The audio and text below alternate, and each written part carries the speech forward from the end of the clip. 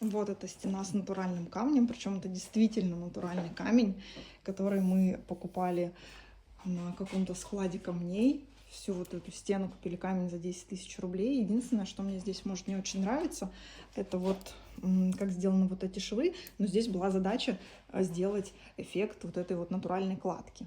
Вот с этими швами еще можно подумать. Может быть, в следующий раз, если я буду использовать этот прием, кого-то прям специально обученного человека позову, чтобы вот эти швы были более аккуратные, потому что здесь просто строитель затиркой их замазал. Но они как бы издалека, в принципе, хорошо смотрятся, просто вблизи, мой взгляд цепляется за них. И вот так вот это классно выглядит.